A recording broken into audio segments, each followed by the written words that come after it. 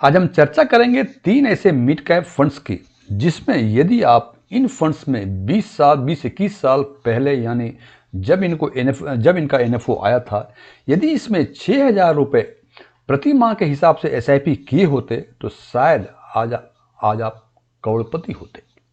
हालांकि आज से 20-21 साल पहले 6,000 रुपये प्रति माह कम नहीं हुआ करते थे, लेकिन ये इस वीडियो पर चर्चा करने का एक ही मकसद है कि 6,000 नहीं, यदि 3,000 भी किए होते तो शायद आज आप 50 लाख से के ऊपर के मालिक होते और आज के दिन में 50 लाख कम नहीं होते। और यदि हम ये मान के चलें कि जो परफॉर्मेंस इन्होंने पिछले 20-21 साल में दिया है, अगले 20-21 साल में भी यदि यही कमोबेश यही परफॉर्म करता है, इसी तरह से परफॉर्मेंस देता है, तो शायद यदि आज आप 6,000 या 3,000 रुपये प्रति माह जिसकी जितनी सामर्थ्य है यदि इन्वेस्ट करें एसआईपी के रूप में, मंथली एसआईपी के रूप में, तो शायद अगले 20-21 साल के बाद आप करोड़पति होंगे।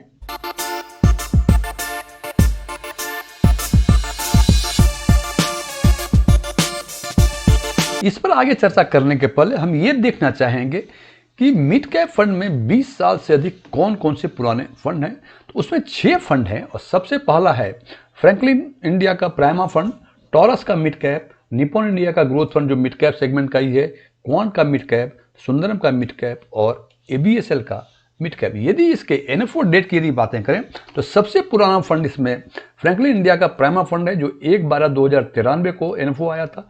टॉरस मिड कैप का 5 सितंबर 1994 को आया था। निप्पॉन इंडिया ग्रोथ का 5 अक्टूबर 1995 में आया था। क्वांट मिड कैप 26 फरवरी 2001 को आया था। सुंदरम मिड कैप 1 जुलाई 2002 को आया था और एबीएसएल मिड कैप 5 अक्टूबर 2002 को आया था। और इस प्रकार यदि हम देखते हैं तो फ्रैंकलिन इंडिया करीब 29-30 साल पुराना हो गया है। टॉरस मिड कैप 28 से 29 साल के बीच का है। निप्पॉन 27 से 28 साल के बीच का है। क्वांट मिड कैप ये 22 साल से अधिक हो चुका है। सुंदरम का मिड कैप ये 20 साल और 21 साल के बीच का फंड है और एबीएसएल भी 20 से 21 साल पुराना फंड है। यदि मेरा ये वीडियो आपको पसंद आए इसे लाइक करें, अपने फ्रेंड्स के साथ शेयर करें। कुछ चीज़ें अच्छी लगी हो कमेंट करके बताएं, कुछ चीज़ें अच्छी नहीं लगी हो इसके बारे में ज़रूर बताएं। और यदि आप पहली बार हमारे चैनल को विजिट कर रहे हैं तो सब्सक्राइब करें और बगल में बेल आइकन को जरूर दबाएं ताकि हमारे सभी नए वीडियो की नोटिफिकेशन आपको लगातार मिलती रहे। S1 टेक्सविन में आपका एक बार फिर से स्वागत है। मेरा नाम डीएम झा है। अब यदि हम यह देखने की कोशिश करते हैं कि यदि इन सारे फंड में आज से 20 साल पहले यदि हम 6,000 रुपये प्रति माह की दर से SIP mode of through investment करते तो आज के दिन में ये रकम 14,40,000 टोटल इन्वेस्टेड रकम हो जाती और इन सारे फंड में 14,40,000 होती। और यदि ये हम केवल फ्रैंकलिन इंडिया प्राइमा फंड की बातें करें तो ये रकम आज बढ़ के 1,03,07,759 रुपये हो जाती। यदि हम यही रकम 6,000 रुपये प्रति माह टॉरस मिड कैप में किए होते तो आज के दिन में ये 83,72,375 रुपये हो जाती। यदि निप्पॉन इंडिया ग्रोथ फंड में किए होते तो ये 1,16,87,623 रुपये हो जाते। यदि क्वांट मिड कैप में किए होते ये 46,81,311 रुपये हो जाती। और यदि सुंदरम मिड कैप में किए होते तो ये रकम बढ़ के 1,19,89,247 रुपये हो जाती। और ऐसे एबीएसएल मिड कैप में यदि किया होता तो ये रकम बढ़ के 91,53,786 रुपये हो जाती।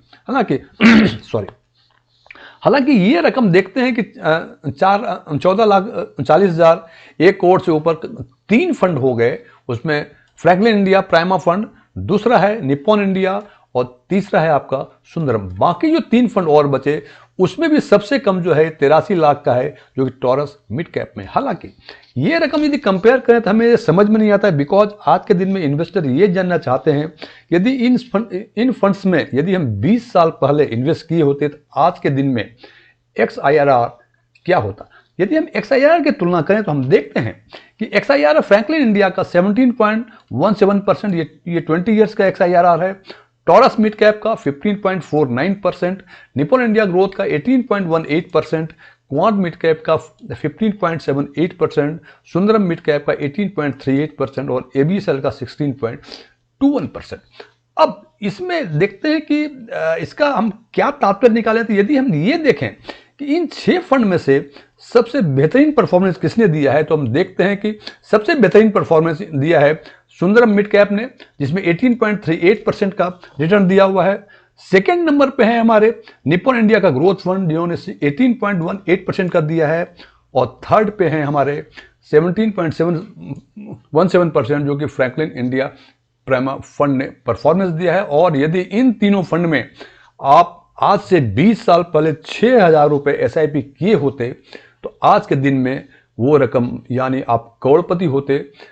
आप देखते हैं कि सबसे अधिक सुंदरम में 1,19,89,000 करीब 1,20,00,000 के आसपास। दूसरे पर है 1,16,00,000 मीन्स 1,17,00,000 के आसपास। और तीसरा है 1,03,00,000 के आसपास।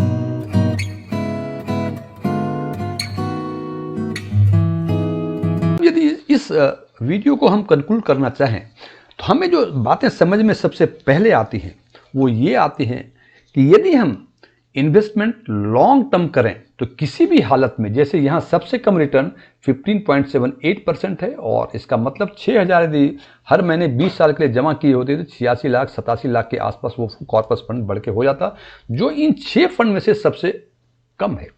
जनाब, यदि 15.78% कंसिस्टेंट 20 ईयर्स के XIR की बातें करें, it's a very good return.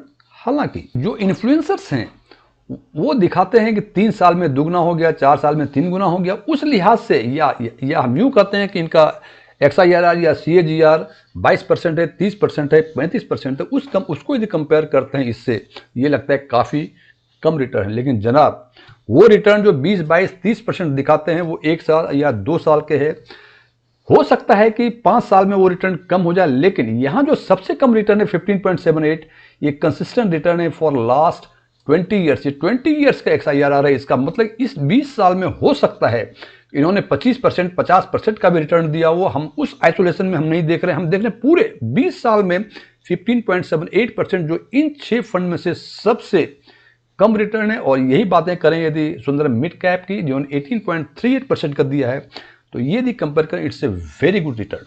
अब इससे ये बातें निकल के सामने आती हैं कि सबसे पहले हमें इन्वेस्टमेंट जो करना चाहिए लॉन्ग टर्म पर्सपेक्टिव देख के 10 साल, 15 साल, 20 साल के हिसाब से करना चाहिए। नंबर 2, ये हम बातें कर रहे हैं SIP की, जहाँ की कंस्टेंटली हम systematically for over the long period of times 10 साल, 20 साल, 15 साल के हिसाब से मंथली या क्वार्टरली, जो भी जिसको समझ में जो परसेप्शन है, जो समझ में बातें आती हैं, उस हिसाब से यदि करें आपको काफ़ी अच्छे चांसेस हैं कि रिटर्न बेहतर मिलेंगे। लेकिन ध्यान रखें 2 चीज़ें लंबे टाइम हॉरिजन के लिए, और हमेशा systematic investment means regularly, monthly हो, क्वार्टरली हो, फोर्टनाइटली, जो भी हो, लमसम में हो सकता है आपको इससे बेहतर रिटर्न मिले।